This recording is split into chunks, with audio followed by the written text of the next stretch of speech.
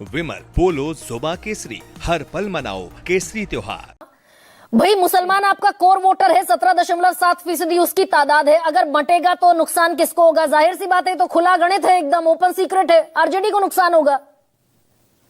हमारा वोट गरिमा जी, हमारा वोट चाहे हिंदू हो, चाहे मुसलमान हो, चाहे कोई भी जाति धर्म से हो, हमारे सब वोटर हैं।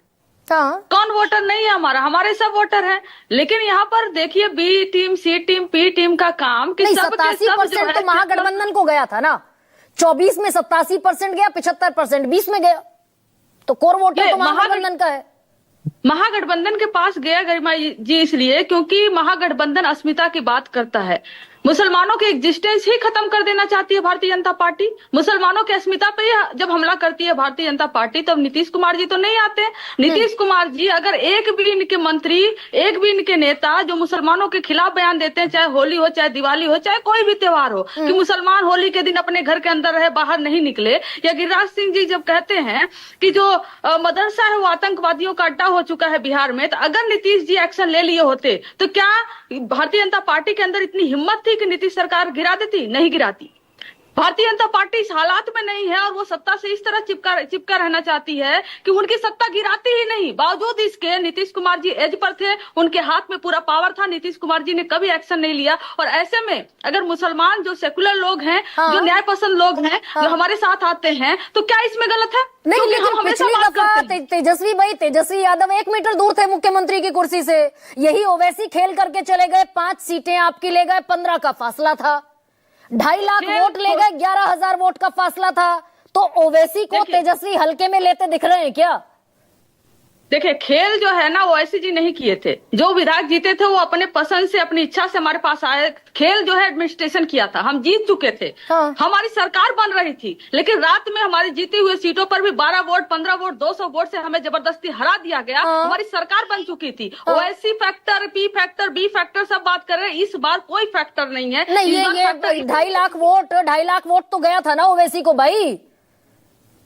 5 सीटें गई थी ना ओवैसी के खाते में, कंचना। वोट तो हर उस पार्टी को जाता है कि जो चुनाव लड़ रहा हो, कुछ न कुछ तो वोट जाता ही है। तो ये इस बार जो तेजस्वी भाई, इस बार तेजस्वी हल्के में लेते दिखे। आप तो दूध के जले थे, छाछ फूंक कर पीना चाहिए था। ये ओवैसी से इतना एक्सट्रीमिस्ट कह देंगे असदुद्दीन ओवैसी को? क्यों नहीं कहेंगे? क्यों नहीं कहेंगे? हम मोदी जी को ही बोलते हैं, जो बिहार में आके कट्टा और कनपट्टी की बात करते हैं। हाँ। वो भी है। जो कटेंगे, छटेंगे, बटेंगे का नारा देते हैं, वो भी है।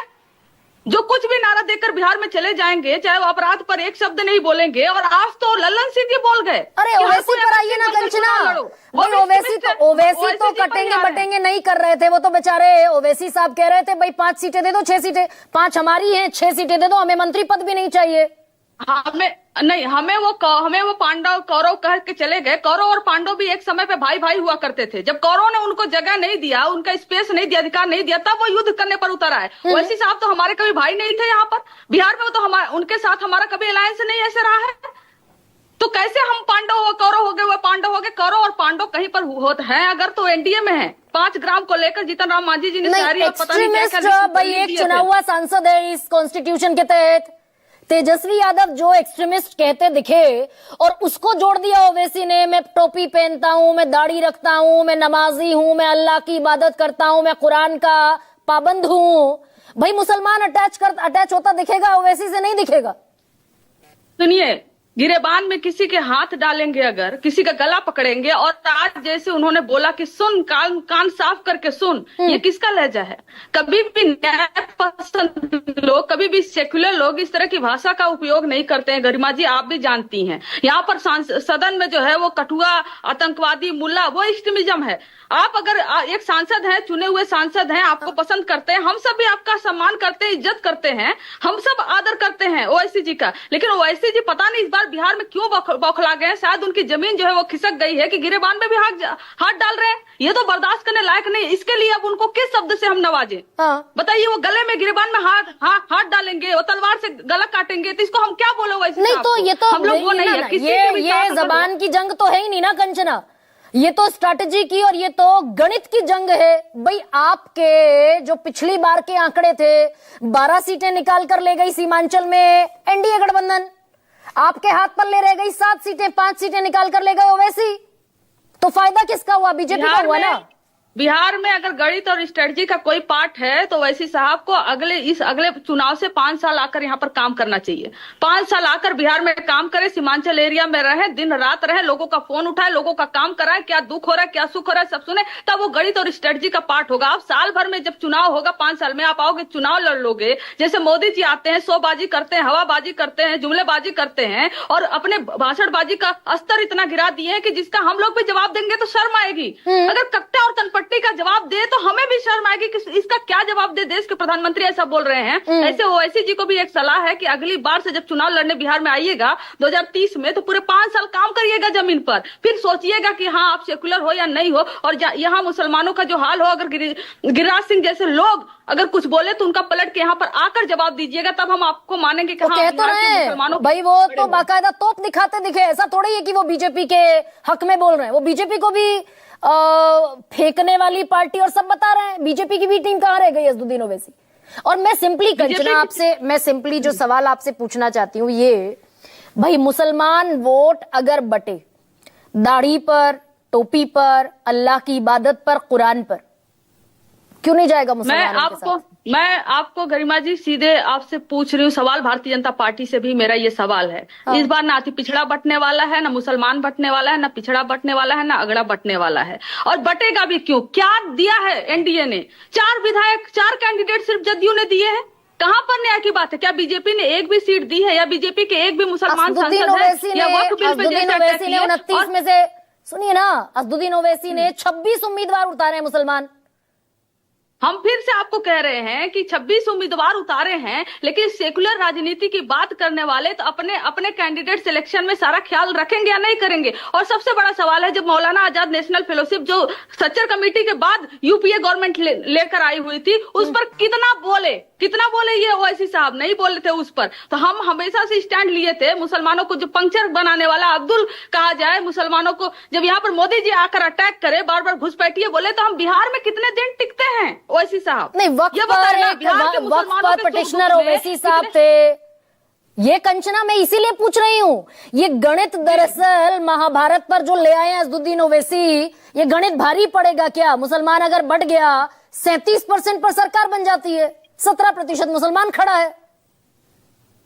अगर मुसलमान बढ़ जाते, अगर अति पिछड़ा बढ़ जाते तो ना बीजेपी इतना छटपटाती गरिमा जी। जैसे ही हमने deputy chief minister Mukesh Sahni ji को अनाउंस किया, कैसे तिल मिला गई भारतीय जनता पार्टी और जदयू, है ना? और ना ही तिल मिलाते ही ओवैसी साहब अगर मुसलमान बढ़ते थे। इस बार कोई नहीं बढ़ रहा है, हर कोई नौकरी पर वोट कर रहा है, हर कोई विकास पे वोट कर रहा है। और मोदी जी का हो, ओवैसी साहब को हो, बी टीम हो, सी टीम हो, हर कोई समझ रहा है इस बार लड़ाई आमने सामने है, एनडीए वर्सेस इंडिया, और लोग इंडिया को पसंद कर रहे हैं। तो वोट कोई भी हो, किसी भी जाति का हो, किसी भी धर्म का, इस बार बटने वाला नहीं है। और या फिर एक बार फिर एनडीए को ही फायदा होता दिखाई दे रहा है, जैसा 12 में से 12 सीटें ले गया एनडीए, आपके हाथ पर ले रह गई 7 सीटें। एनडीए को किस बात पे फायदा होगा? आप ही बताइए ना। क्या मुख्यमंत्री? अरे भाई तीन कंटेंडर आ गए भाई मुसलमान। ये 17% का चंक है और खड़े हो गए प्रशांत किशोर भी टोपी पहनकर। असदुद्दीन ओवैसी दाढ़ी टोपी गिनवा रहे हैं अपनी। मेरा आपसे भी गरिमा जी एक सवाल है, क्योंकि आप मुसलमान पे बहुत ज्यादा डिबेट इस टॉपिक पर कराती हैं। ये क्लेम करते हैं Paswan vote Chirag Paswan ji, Manjhi vote claim करते हैं जीतन राम मांझी जी। कभी भी उस वोटर पे क्या इस बात को लेकर, क्योंकि हमने भी मांझी कैंडिडेट दिए हैं, पासवान कैंडिडेट दिए हैं, हर समुदाय से कैंडिडेट दिए हैं, क्या कभी भी होता है कि पासवान वोट इधर आ रहा है, उधर आ रहा है, बट रहा है या नहीं बट रहा है? क्या मांझी वोट बट रहा है या नहीं बट रहा है? या जो अगड़ा वोट क्या भूमिहार बट रहा है या नहीं बट रहा है? क्या सवर्ण बट रहा है? उस पर नहीं होता। आखिर में मुसलमान ही क्यों? मुसलमान सब्जेक्ट लोगों को इतना पसंद है कि हर जातियों का, फिर हर धर्म हर जातियों का करवाइए आप। मैंने ईबीसी पर भी डिबेट की, मैं ओबीसी पर भी डिबेट करती हूँ कंचना। जितने बड़े चंक हैं, ईबीसी 36%, ओबीसी 27%। भाई एक एक वोट की मारामारी है तो 17% की बात होगी ना, होगी कि नहीं होगी? 17.7% की बात, और क्यों नहीं होनी चाहिए? होगी गरिमा जी। आपको मालूम है जो 36% ईबीसी है वो भी हमारे साथ आ रहा है। अच्छा, जो 36% ईबीसी है वो भी हमारे साथ आ रहा है, और ईबीसी को हमने डिप्टी चीफ मिनिस्टर डिक्लेयर किया हुआ है। इस पर भी बात होना चाहिए कि कितना ईबीसी हमारे साथ आ रहा है और कितने परसेंट मार्जिन। और मुसलमान को आप कद्दू देकर बैठे हुए हैं भाई। मुसलमान को 18% मुसलमान को कद्दू दे दिया आपने। ये पोस्टरबाजी भी होती दिखी। आपको मालूम है जब हम 17 महीने की सरकार में आए थे या 2015 में आए थे, कमीशन में 35% मुसलमानों को सबसे ज्यादा आज तक स्पेस देने वाले हम रहे हैं। सबसे ज्यादा कैंडिडेट आज भी अल्पसंख्यक को हमने दिया हुआ है। हर उनके अस्मिता पर जब जब चोट आई हुई है, जब जब भारतीय जनता पार्टी उनके एग्जिस्टेंस पे सवाल उठाई है, अगर कोई खड़ा हुआ है तो महागठबंधन खड़ा हुआ, तेजस्वी यादव जी खड़े हुए हैं। हम हर पल जब पंक्चर बनाने वाले मोदी जी बताते हैं तो हम उनसे पूछते हैं कि क्यों आपने खत्म किया मौलाना आजाद नेशनल फेलोशिप, पढ़े थे, एकेडमिक में जाते, आगे बढ़ते, लेकिन आप चाहते थे कि इस देश के मुसलमान पंक्चर बनाए, इस देश का मुसलमान आप चाहते हैं कि यहाँ पर छोड़कर आप हिंदू और मुसलमान करते रहे। अच्छा कंचना, ये तो मानती है ना, ये तो मानती है, ये तो मानेंगी पिछली बार ओवैसी फैक्टर ने आपकी मुख्यमंत्री की कुर्सी छीन ली? बिल्कुल नहीं, मैं ये नहीं मानती। मैं इतना मानती हूँ कि जो भी उनके विधायक जीते हुए थे अपनी इच्छा से आरजेडी में उन्होंने शामिल हुए और बोले कि हम आरजेडी के ही लोग हैं, हमसे जीत गए ना भाई, जीत गए ना मुसलमान विधायक, आपका रह गया 7 का आंकड़ा। ओवैसी अकेला ओवैसी न्यू एंट्रेंट के तौर पर दाखिल हुए, 20 खड़े किए, 5 जिताकर ले गए।